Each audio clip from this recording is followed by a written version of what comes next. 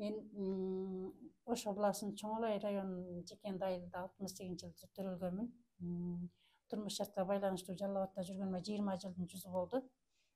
Ошо мен бул кол өнөрчүлүгүм балалык мезгилиндеги апамдан үйрөнгөн иштерим, бул өнөрүм. Бул тууралуу айта кетсем, мынау кажары деп айтылат. Бул кажары өтө дефицит, азыктар анча сукпой калган.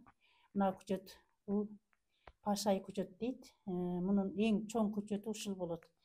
Бул чекесиндеги багжагай деп коет бул күчөттү. Бул көбүнчө куралып, куржунга, шарчаларга кетет. Бул дагы кажары. Бул сыңар иймек деп айтылат. Бул дагы сыңар иймек деп айтылат. Бул болсо терме. Бул эмесечи?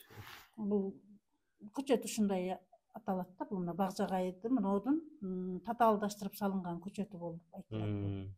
Мындан да жиби азыраак, мындан да жипти, ошол эле жипти көбөйтүп салып, ошол күчөттүн чоңойтулуп салынганы бул. Мына бул күчөт 40 шактын 35 жиптиги бул. Бул өтө жибинишке болгондуктан ичке болуп согулду. Бул чекесидеги аламончук деп коет. Мына кара менен биге сарын келген дегесе.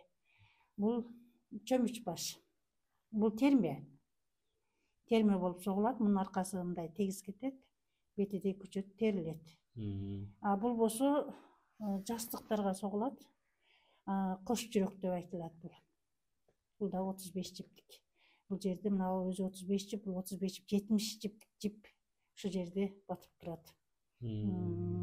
Бул болсо бул мына меремош койдун жүнүнөн жасалган пайпак. Мунун тигиши жок, туюк. Ичи дагы мындай болот. Марлиге бекитебиз. Бул өтө жылуу, эхото бар. Бул жүн мына жүндөн жасалат. Анан бул дагы эле ушул терме. Бул мына болсо жалпы болуп согулганы.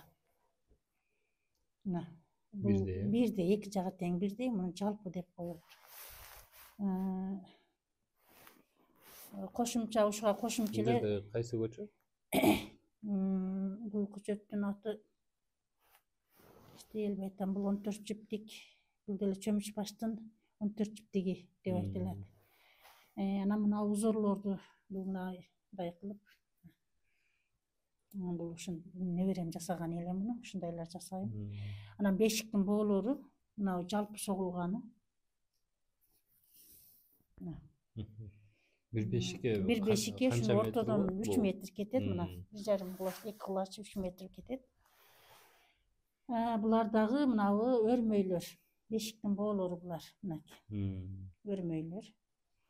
Куракты сиздерде эмне дейт аталышы? Бул куракты турна катары дейт. Жээгиндегичи? Бул басылып калат. Бул жөн эле азыр даяр боло элек. Бул тигиште басылып калаткан нерсе бул. Ушул менин маалыматым.